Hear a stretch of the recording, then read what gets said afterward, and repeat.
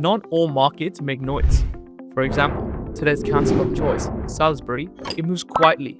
Big city energy in the north of Adelaide, with real jobs on the doorstep and a centre that's being reshaped. Hey, I'm Pranav, the data scientist at PropWealth, and let's take a look at this council and read it the way an investor should. Now, the median house price in Salisbury currently sits at 720k. The exciting news?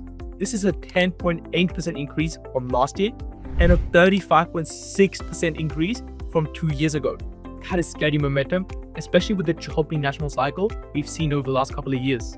At the same time, these properties aren't lingering around.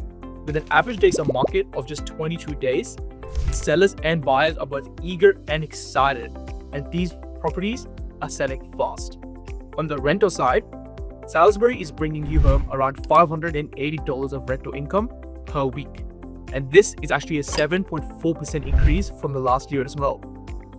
This means the current rental yield in this area sits at around 4.2%. So not a cash cow, but for a capital city LGA with some real depth, this is a very respectable number.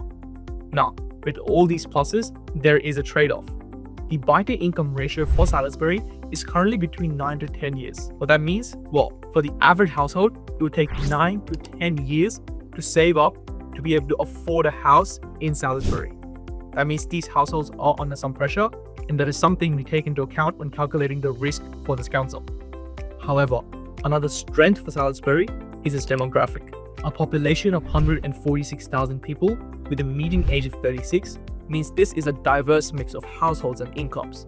That means it is 1, better suited to smooth out the negatives, or 2, better suited to absorb external shocks, especially when you compare to smaller regional towns.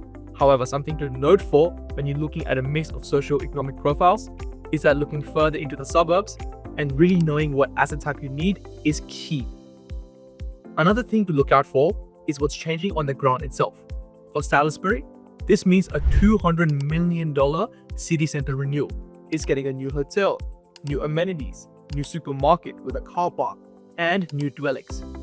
All of it is going to drive foot traffic into its core, meaning civic investments that improve livability and thus over the long run improve house values.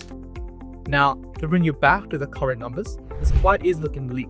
The inventory is at 3 months, and the average sales listings have only improved a touch from last year, with now sitting at 284.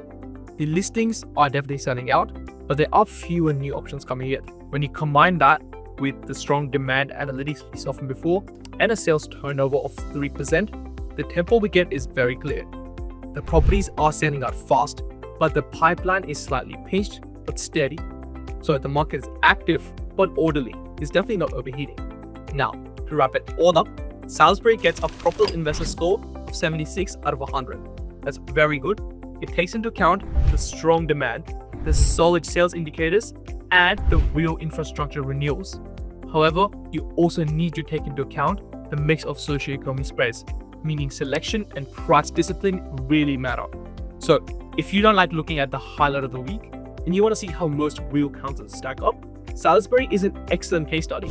It gives you real depth, real demand, but also real constraints, meaning the opportunity is definitely there, but only if you pick that pocket well and select smartly.